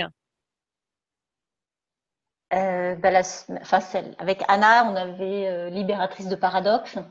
On avait Ibrahima la semaine dernière qui a trouvé son brand révélateur de super pouvoir parce qu'il travaille sur le devenez votre propre héros et c'est un cinéaste, donc il fait beaucoup de parallèles avec le monde du cinéma. Donc ce sera un révélateur de super pouvoir. On a un passeur d'espoir. Voilà, on te voit plus. On me voit plus parce que j'ai pas démarré ma vidéo. Mais Ah, vous voilà. m'entendez? Voilà. Ok. Alors, résultat Voilà, donc il y a numéro plein de 2. brands. Le plus important, c'est que ce brand, il doit vous ressembler et résonner en vous. Donc, il doit vous définir et en même temps, il faut pouvoir le dire parce que certains brands sont farfelus, certains brands sont très classiques et il doit juste vous ressembler pour que vous l'assumiez totalement et après, il Ouais. va diffuser. Alors, le résultat numéro 2, en fait, vous allez pouvoir facturer vos conférences entre 3 000 euros et bien plus. On a plusieurs exemples de personnes qui facturent leurs conférences 3 000 euros et plus. Voilà. Ensuite, On peut dire que la moyenne enfin pas la moyenne, mais la tranche maximum, la tranche vraiment très très répandue au niveau de la facturation en France pour un conférencier dans l'entreprise, ça va être entre 2 et 4 000 euros. c'est ça. C'est ça. Voilà. Au-dessus, vous êtes vraiment un expert très reconnu ou une célébrité. Alors là, il n'y a plus de prix. Et en dessous, vous êtes vraiment un débutant. Et ça, on parle là de conférenciers dans le monde de l'entreprise. Oui, oui. Voilà. Et puis, résultat numéro 3, vous allez devenir les rois et les reines de votre marché. Donc, ça, c'est clair que vous allez avoir un brand, vous allez pouvoir être reconnu et surtout, quelque chose dont on parle assez peu, mais qui est vraiment important, c'est vous allez pouvoir faire partie de la famille des conférenciers. On en a formé plus de 120 aujourd'hui depuis septembre 2012. Donc, on est une famille, on s'entraide. La semaine dernière encore, j'ai parlé à un de mes confrères qui avait besoin de quelqu'un pour aller parler pour un client X. Et plus vous allez parler, plus vous allez vous améliorer. Et surtout, plus vous allez vous faire voir et plus vous allez gagner votre vie. Ok, donc vraiment gagner devenir les rois et les reines de votre marché. Alors, ça c'est un exemple de salle. C'est une personne qu'on a accompagnée, enfin il y a 2 personnes exactement qu'on a accompagnées. Il y a Laurent Burati ici, qui est un conférencier motivationnel, et puis Elisabeth Grimaud, voilà, qu'on a accompagnée et qui, elle, au bout de moins d'un an, elle facturait déjà 3 000 euros ses confs, et là maintenant elle est à 2 ou 3 conférences par mois, facturer 4 000 euros chaque conf. Voilà. Donc, la famille des conférenciers, c'est plus de 120 personnes. Donc, on peut, si vous le souhaitez, on peut détailler ensuite quand on vous a présenté les éléments, nos clients, on a plein de clients et puis là, il y en a parmi nous qui viennent témoigner, qui sont toujours voilà. Donc en fait, on a une offre à vous proposer aujourd'hui. C'est 8 heures personnalisées d'accompagnement pour votre projet.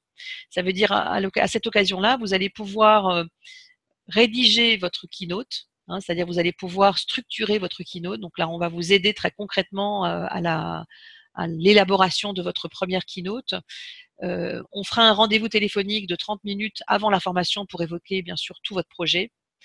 Un audit personnalisé avec votre typologie d'orateur, c'est-à-dire vous allez découvrir en quoi vous pouvez être votre meilleur allié ou votre pire ennemi en conférence.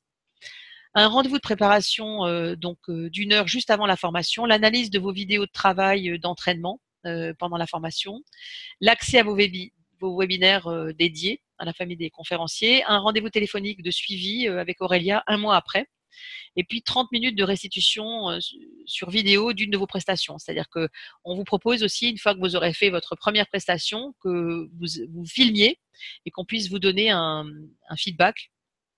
Donc voilà. Et donc aujourd'hui, on propose de vous offrir 2 heures de plus parce qu'on a une offre standard pour 6 heures. Et aujourd'hui, si vous avez envie de passer à l'action aujourd'hui, on vous offre 2 heures de coaching stratégique pour parler du développement de votre business. C'est-à-dire qu'on va vous donner des clés vraiment de développement d'affaires, des clés stratégiques pour vraiment développer votre business en tant que conférencier, pour vous mettre vraiment le pied à l'étrier. Mais cette offre de 2 heures en plus, elle est valable que si vous vous inscrivez aujourd'hui, parce qu'après, bien sûr, ce sera plus possible. Donc, on a une dizaine de places pour les personnes qui voudraient faire ce coaching, cette formation avant l'été encore, avant, avant les grandes vacances. Donc, si vous avez envie de démarrer sur le bon pied à la rentrée en septembre, fin prêt avec votre keynote nickel, on peut vous aider durant bien sûr ce temps aussi à identifier vos slides, à construire votre PowerPoint dans la mesure du temps disponible. Et donc voilà, donc si ça vous intéresse, donc vous pouvez vous inscrire. Véro va mettre ce lien-là dans le chat pour pouvoir vous inscrire. OK? Ça y est, j'ai mis le lien. Voilà. Le lien est disponible dans le chat. Voilà. Et donc, est-ce que vous avez d'autres questions auxquelles on n'aurait pas répondu encore est-ce qu'il y a d'autres choses alors qui font partie du sujet qu'on a évoqué aujourd'hui, hein, parce que bien sûr, sur la conférence, on peut répondre à des centaines de milliers de questions, mais des questions sur ce qu'on a évoqué, des choses qui ne seraient pas encore complètement claires. Il nous reste un quart d'heure ensemble. Donc, si vous aviez encore des questions auxquelles on n'aurait pas répondu, ou si vous avez des questions sur la formation justement qu'on a évoquée en particulier.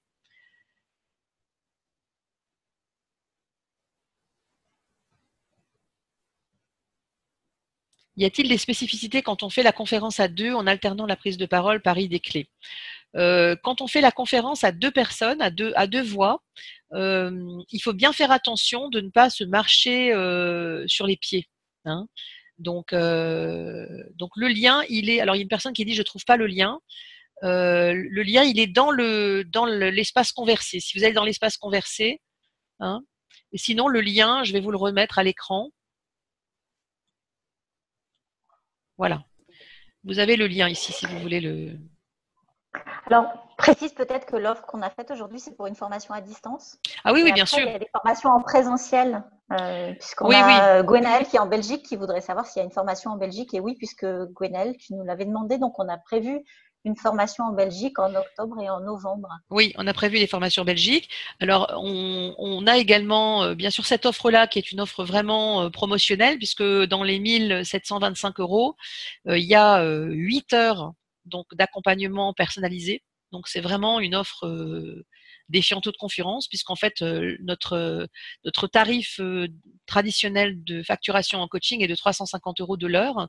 Donc, si vous divisez 1725 € par 8, eh bien, vous avez le tarif, 1725 € divisé par 8, ça fait 215 € au lieu de 350 €. Donc, c'est une offre vraiment, et surtout si vous avez envie d'être prêt pour la rentrée. Parce que si vous avez envie d'utiliser votre temps disponible cet été, moi je suis là une grande partie de l'été, donc je vais pouvoir vous accompagner durant les moments où on a un petit peu moins d'activité en tant que coach, formateur, conférencier, thérapeute, enfin voilà.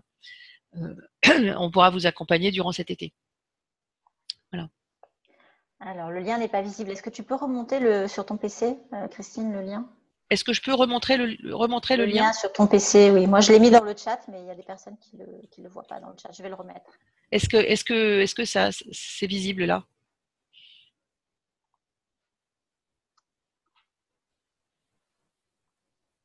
En fait, il est en bas, donc. Il est en bas, ouais, mais là il est là en fait, là. Si vous cliquez dessus, c'est un lien actif. Oui, d'accord, c'est le lien rouge. C'est le lien en bleu ciel sur fond rouge. Ok. Est-ce que tu veux partager? Alors après, il y a des formations en présentiel, puisque c'était la question de Gwenaël, en Belgique notamment, en octobre. Alors la formation en présentiel, c'est une formation qui fait 2 fois 2 jours, dans laquelle on vous accompagne entre les 2 fois 2 jours, parce qu'en général, on les espace d'au moins 6 à 8 semaines, pour que vous puissiez justement tester votre keynote et que vous puissiez voir un petit peu comment ça se passe sur le terrain. Donc cette formation-là, elle est commercialisée de façon un peu différente. Il y a les mêmes, il y a les mêmes règles d'acceptation. Véronique, si tu veux, tu peux mettre dans le chat j'ai mis le lien de You Can Book Me si certains sont plutôt intéressés par cette formation. Cette formation-là, par cette formule-là, vous pouvez prendre rendez-vous avec nous et on fera pendant une demi-heure le tour de votre projet. Et on regardera avec vous si c'est une bonne idée, quelle est la meilleure solution pour vous, et ensuite vous aurez accès à notre formation effectivement. Donc là, vous pouvez prendre rendez-vous avec nous sur You Can Book Me. Donc, vous Alors avez là, on deux a, choix, en fait, ouais. aujourd'hui. Soit vous Là, achetez on a une question. Si on est derrière un pupitre, comment captiver le public? Alors, le conférencier professionnel n'a jamais de pupitre, Denis. Juste pour info. C'est ce qu'on apprend, c'est une des premières choses qu'on apprend en fait en termes de posture. C'est-à-dire on n'a jamais, jamais, jamais de pupitre quand on est conférencier professionnel. Le lien n'est pas visible. Alors, je comprends pas pourquoi le lien n'est pas visible. Alors attendez voir, je vais. Après, pour rebondir sur le pupitre, parfois c'est important de. Des fois, c'est très cérémonieux pour certaines interventions et donc il y a un pupitre et là, c'est toute votre posture qui va faire la différence. Hein. Donc même avec un pupitre, vous pouvez captiver l'attention avec la voix et avec votre voix, et avec vos gestes. Et c'est ça qui va faire la différence. Maintenant, dès que vous pouvez vous dégager du pupitre, dégagez-vous de ce pupitre. Ouais. De toute façon, vous allez recevoir les personnes là qui étaient inscrites au webinaire, vous allez recevoir un email avec le lien actif. Donc juste après la conférence, on vous enverra un email avec le lien actif. Donc si jamais vous ne le voyez pas, Ça y est, il y en a qui nous disent que c'est visible le lien. Oui, nos formations sont éligibles aux OPCA puisqu'on oui. est un centre de formation agréé, on a notre Datadoc. Donc nos formations sont éligibles auprès des OPCA. Alors, les histoires, il faut les mémoriser, oui. Ben, il vaut mieux connaître ces histoires, oui. Il vaut mieux connaître au moins l'intro, le développement et la conclusion de l'histoire. Et il y a une question, si on tient un micro à la main.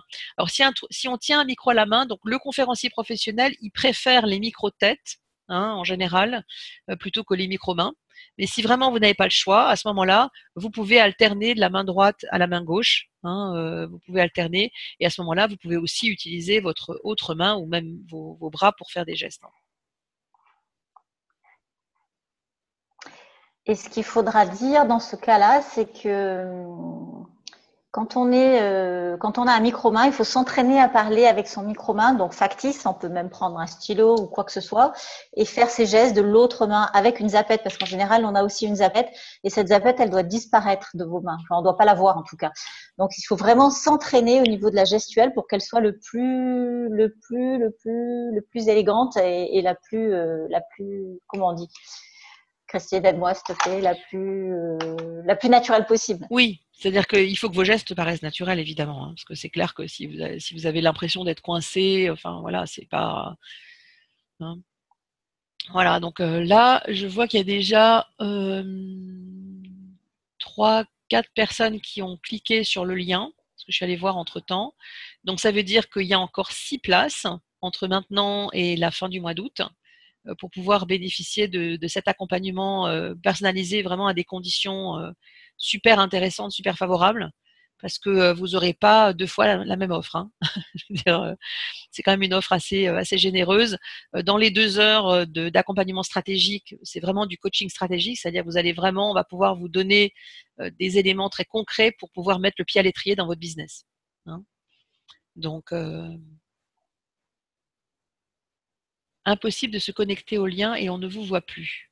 Ok. Alors là pour le coup, je n'ai pas de réponse. On ne vous voit plus. Alors dites-nous dans le chat, est-ce que vous nous voyez? Est-ce que en dehors de Agnès qui nous voit plus? Ah bah voilà, Maurice nous voit. Donc il doit y avoir un souci d'ordinateur quelque part chez les personnes qui nous voient pas, parce que a priori, tu me confirmes bien, Véronique, on nous voit bien. Ton micro n'est pas activé. Et tout le monde nous dit qu'il nous voit, mais il est possible qu'une ou deux personnes ne voient plus pour d'autres raisons. Voilà, je vous vois et le lien est actif. Super. Ok, super. Voilà. Donc franchement, n'hésitez pas, parce que c'est une occasion rêvée, parce que c'est vraiment un coaching dont on vous parle. C'est-à-dire que vous serez tout seul face à Véronique ou face à moi pour construire votre conférence. Donc si bien sûr vous préférez une formation en présentiel, vous pouvez aller sur le lien You Can Book Me. Donc le lien You Can Book Me, tu l'as mis dans le chat, Véro? Je vais le remettre, mais je l'avais mis, oui. Puis de toute façon, il sera dans le replay, on vous enverra tout ça. Ouais, mais remets-le quand même si jamais il y a des gens qui veulent prendre rendez-vous. Vous avez booké, c'est fait. Est-ce que il y avait une question sur comment on peut récupérer des conférences quand on ne travaille pas avec des entreprises? Est-ce que tu veux répondre à ça? Comment est-ce qu'on peut récupérer des conférences quand on ne travaille pas avec des entreprises? Ça veut dire quoi? Attends, excuse-moi. Si on a affaire aux entreprises, est-il possible de trouver si on n'a pas affaire, je pense que c'est ça. Aux entreprises, est-il possible de trouver des conférences bien payées? Oui, c'est possible, à condition de vraiment se faire une autorité, c'est-à-dire avoir une notoriété dans son domaine. C'est-à-dire il va falloir travailler un peu sur les réseaux sociaux. Et idéalement, c'est bien de contacter dans un rayon de 200 km autour de vous toutes les associations qui sont en lien direct avec votre thématique. Si par exemple vous parlez pour les maisons de retraite ou pour les infirmières ou si vous parlez de la santé en général, il va falloir travailler avec toutes les associations à 200 km à la ronde autour de vous, des personnes en fait, si vous voulez, qui vont pouvoir vous vous engager comme conférencier. Au départ, il ne faut pas vous leurrer, vous allez pouvoir, vous allez devoir faire certaines conférences gratuitement avant de pouvoir prétendre à être payé. Hein, c'est-à-dire déjà, ça va vous permettre de tester aussi vos contenus, de tester aussi vos histoires. Ça, de toute façon, c'est un passage obligé. Hein. Il y a une période pendant quelques mois où vous allez devoir vous faire connaître. Idéalement, c'est bien aussi de faire des conférences sur Internet parce que c'est très apprécié. Donc, si vous avez la possibilité de donner des webinaires ou des conférences sur le web, c'est très très bien aussi de le faire. Hein.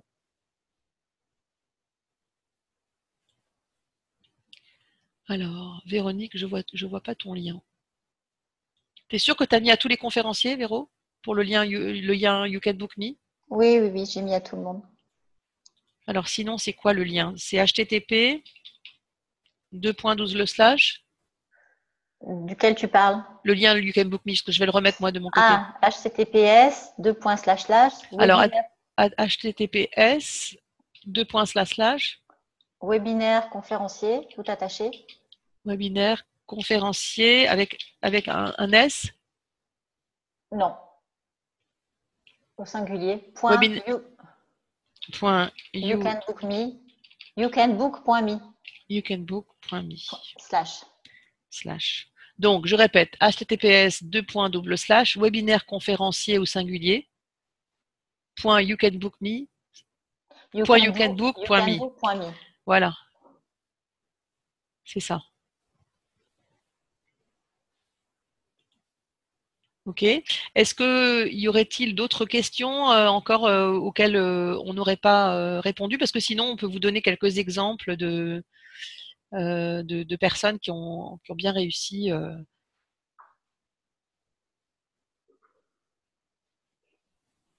Ben, on a répondu à toutes les questions pour l'instant dans le Q&A, donc dans les questions-réponses, et puis aussi dans le chat. Donc pour l'instant, ça va. Ok, cool. Il y a toujours des questions, il y en a qui n'ont pas tout à fait compris au niveau des déplacements avec cette histoire de cerveau gauche et cerveau droit. En fait, si vous voulez, quand les gens sont assis en face de vous, c'est inversé. D'accord? Donc, pour vous adresser à leur cerveau gauche, vous allez devoir aller à droite de la scène. Ok? Pour vous adresser à leur cerveau droit, il va falloir aller à gauche de la scène. C'est assez simple, en fait, si vous voulez. C'est comme votre main droite, elle est reliée à votre cerveau gauche. Mais c'est à l'inverse, puisque c'est comme dans un miroir. Hein? Je sais qu'il faut un petit peu de logique pour comprendre ça, mais en général, c'est assez simple à piger. En fait, tout va être inversé sur scène. Oui. Donc, il faut juste s'entraîner parce que voilà, des fois on dit à droite, mais c'est à leur gauche. Donc, il faut vraiment… Marie-Noël, à tous les conférenciers, on ne vous voit ni l'une ni l'autre. Là, Marie-Noël, on peut vraiment rien faire pour vous. Malheureusement, tout le monde nous voit. Vous êtes la seule à pas tout voir. Il y a peut-être on est peut-être parti dans votre barre vous savez, la barre qui est en dessous. Ah, c'est maintenant OK, super. Bon, voilà. Ah bah voilà, génial. Super. Ok. Marie-Noël. Vous êtes d'où, Marie-Noël? Aix-en-Provence. Ah, c'est superbe. On est voisins, on est juste à côté. Ah ben Aix-en-Provence, c'est clair que vous pourriez même venir participer à une formation en face à face. De Aix-en-Provence, c'est que 2 heures, hein, c'est pas long. Ok, donc il n'y a plus trop de questions. Très bien. Alors, il y a pas mal de commentaires qui nous disent merci, j'ai appris plein de choses, super, merci. Ah bah c'est super sympa. Voilà, donc on va se quitter de toute façon dans 3 minutes. Donc, ouais, on va se quitter dans 3 minutes. Mais avant qu'on se quitte, donc vous avez bien tous le lien. Je vais vous montrer L'exemple d'Elisabeth Grimaud, qui est toujours une personne qu'on a vraiment à l'esprit à chaque fois qu'on parle de nos réussites, et on en a plein. Mais Elisabeth Grimaud, donc elle est neuroscientifique et conférencière professionnelle aujourd'hui. Donc elle est auteure et neuropsycholinguiste. Donc là, vous la voyez en photo. Avant la formation, donc avant sa formation en mai 2015, le constat c'était 2 conférences par an, 500 € de chiffre d'affaires par conférence, une posture d'enseignant, donc là maintenant vous savez ce que c'est que la posture, et un manque de confiance en elle. Ok. Première rencontre avec Elisabeth, donc en juin 2014 à Paris. Puis en mai 2015, première séance de formation, donc devenir un professionnel de la conférence avec la méthode HELP. Puis juin 2015 à Paris, une intervention pour EDF Finance, donc elle est tout de suite rentrée dans la famille de conférenciers puisqu'on lui a donné donc une intervention à faire. Donc vous voyez comme quoi on s'entraide vraiment beaucoup. Là vous la voyez à côté de Véronique, donc chez EDF Direction des Finances, à côté de Paris. Puis oui, on avait co-animé la journée des conférences, des ateliers et maître de cérémonie. On avait fait ce jour-là. Ouais. Puis en juin 2015 à Cannes, une keynote pour la convention nationale donc de la JCE. Voilà, donc là vous la voyez sur scène dans sa conférence motivationnelle, puisqu'elle a fait des conférences motivationnelles sur qu'est-ce qui se passe dans le cerveau des gens heureux. Voilà. Puis après la formation, donc en juin 2016, 2 conférences par mois, facturées 3 000 € par conférence. Et aujourd'hui, la dernière fois que je lui ai parlé à Elisabeth, elle me disait qu'elle avait en moyenne 3, 4, même des fois 5 conférences par mois, des demandes. Donc là, vous la voyez à la convention des conférenciers professionnels aux États-Unis en août 2015, puisqu'elle a souhaité venir avec nous. Puis elle a fait un TEDx à Rouen, et donc vous voyez, ça c'était les résultats. Oui, ça fait longtemps parce que je crois fait qu'elle a longtemps. 200 000 vues maintenant. Maintenant, elle a 200 000 vues, donc voilà, hein, Je vous crois, voyez. oui. Donc là, son livre, tout de suite après, en février 2017, son livre Beau, bien, bon, publié chez Marabout, donc groupe Hachette. Alors j'en profite pour ceux qui sont… Ouais, juste un truc, Christine, ce qui est important de dire, c'est que c'est le groupe Hachette qui l'a contacté pour écrire ce livre parce qu'ils l'ont vu. Ils ont vu qu'elle était visible en conférence et ça les a intéressés. Donc c'est ça. C'est Hachette qui les a contactés. Donc ça, c'est une résultante immédiate du travail qu'on a fait ensemble, et elle le reconnaît d'ailleurs elle nous fait des témoignages sur vidéo sur Internet, comme quoi effectivement c'est suite au travail qu'on a fait et au fait qu'elle soit rentrée dans la famille des conférenciers qu'elle a obtenu ce contrat avec le groupe Hachette. Ensuite, elle signe plein d'autographes hein, avec son livre. Et puis, donc là, je vous remets une dernière fois donc la proposition qu'on vous fait aujourd'hui, parce que je vois qu'il y a encore 50 personnes qui sont connectées. Donc là, au moment où je vous parle, il reste encore 4 places. Donc, parce qu'on ne pourra pas prendre plus de 10 personnes avant la fin du mois d'août, ce sera difficile hein, dans nos agendas. Donc il y a un nombre limité de places. Donc, si vous hésitez encore, cliquez sur le lien. Hein, parce que là, cette offre de 2 heures de coaching stratégique incluse, elle sera valable que pour les gens qui ont cliqué sur le lien pour s'enregistrer. Dites-vous bien que le coaching sur Zoom, c'est exactement comme si on était en coaching en face à face, c'est-à-dire qu'on va pouvoir partager des documents. Là, on partage du PowerPoint avec vous. On peut même faire des sessions pour plusieurs personnes sur Zoom, hein, mais là, ce sera dédié uniquement à vous et à votre projet. Donc, surtout, n'hésitez pas, parce que c'est une offre qui ne sera plus reproduite, en tout cas avant un petit moment. Donc, on a fait cette offre-là parce que justement, il y a toujours plein de gens qui nous disent « je veux être prêt pour la rentrée ». Donc, si vous souhaitez être prêt avec une nouvelle keynote pour la rentrée, et si vous avez une préparation d'une keynote à faire, c'est une offre vraiment exceptionnelle qu'il ne faut pas hésiter. Et puis, cliquez sur le lien dans le chat si vous souhaitez en savoir plus sur nos offres en présentiel, parce qu'à ce moment-là, Véronique et moi, on vous prendra en rendez-vous pendant une demi-heure pour discuter de votre projet et voir si vous pouvez justement faire cette formation de 4 jours avec nous, sachant qu'on en a une à la fin du mois d'août, là, hein, je crois, hein, Véro. Mais le son. On en a une, oui, à la fin du mois d'août à Paris, et on en a une les 24 et 25 octobre, je crois, à Bruxelles, à la demande de nos amis belges qui voulaient organiser une session à Bruxelles. Donc, on leur a dit oui, on a posé une date. Alors, il y a Denis qui pose la question, c'est quoi un TEDx? Alors, un TEDx, c'est tout simple, Denis. Il faut juste aller voir sur TED, TED.com, TEDx.com. Vous tapez TEDx dans la barre de recherche sur Google et vous allez voir, vous avez même une app. Vous avez une app sur, sur iPhone ou sur Android, TEDx. Et vous pouvez télécharger les... TEDx, c'est une plateforme internationale. C'est filmé systématiquement et ça fait beaucoup de pubs. C'est gratuit, on n'est pas payé pour faire du TED, hein, juste pour ceux qui se poseraient la question.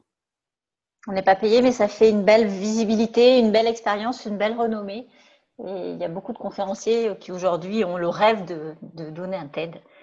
Alors, il y a Denis qui pose la question, où est-ce que vous êtes localisé? Donc, nous, on a le siège qui est à Paris, le siège de la société est à Paris, mais nous deux et Aurélia, maintenant depuis peu, on est localisé à côté de Cannes, entre Cannes et Nice. Donc, pour ceux qui viennent d'Aix-en-Provence, c'est parfait.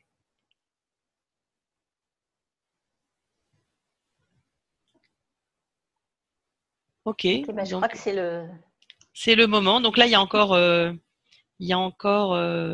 12h34. On a dépassé de 4 minutes. Il y a encore 50 personnes qui sont connectées.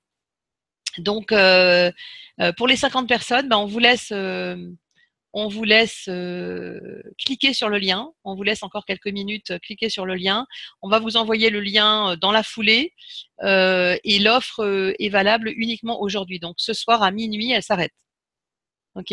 Donc pour ceux qui voudraient une offre de coaching après, ce sera toujours possible, mais sans les 2 heures d'accompagnement stratégique pour le business. Hein. Ok. Donc il y a encore plein de gens qui sont connectés. Et oui, il y aura un replay, donc c'est avec le replay qu'on vous renverra les liens aussi pour en savoir plus.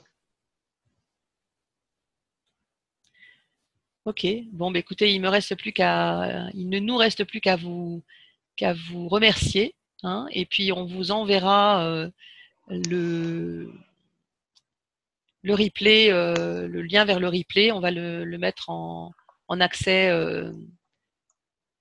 sur YouTube. Alors voilà, il y a plein de gens qui disent merci à vous deux. Ça, c'est super. Écoutez, merci à vous, hein, merci à vous. Il y avait quand même un grand nombre de personnes qui étaient connectées là ce matin. Donc, franchement, merci à vous d'avoir participé à ce webinaire. Et puis, on vous attend pour ces 8 heures de coaching personnalisé sur votre projet, dont les 2 heures de coaching stratégique au niveau du business. Donc ça, c'est parce que il y a une différence entre le coaching à la conférence et le coaching stratégique. Hein. Le coaching stratégique, c'est quand même vraiment directement lié à votre business et vous donner des clés pour vraiment vous rendre utile sur les affaires, c'est-à-dire gagner des sous en donnant des conférences et plein d'autres choses d'ailleurs. Voilà, merci. Ça fait toujours plaisir d'avoir des grands merci de Mike, de Valérie, de Maurice, Newtech. Je ne sais pas qui c'est Newtech, mais ça doit être quelqu'un qui se cache derrière Newtech. Marie-Noël, voilà, c'est Gabriel. Ouais, Naël, Marie-Noël, Denis, Dominique, Pierre Comenan, Laure, Denis, super. Vraiment, bravo. Merci à vous tous. Et on vous promet, on vous envoie les éléments avec le replay et puis les liens. Vous allez pouvoir vous acquérir cette formation. Ok. Allez, à très bientôt. Bon appétit à tout le monde. Bon appétit.